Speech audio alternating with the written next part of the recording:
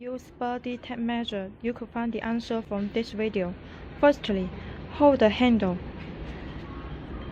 and pull out the tape and make the tape around your waist. Secondly, put the cylinder into the snag and lock it. Thirdly, read the scale. You may want curious about why the start scale is at 2 inches. Not at 0.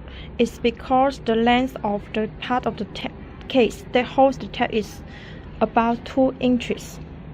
Last but not least, unlock the cylinder and press the button on the center of the case. Then the tape will retract. This tape measure could use to measure the arm and other parts of the body too. Hope you will like these videos. Thanks.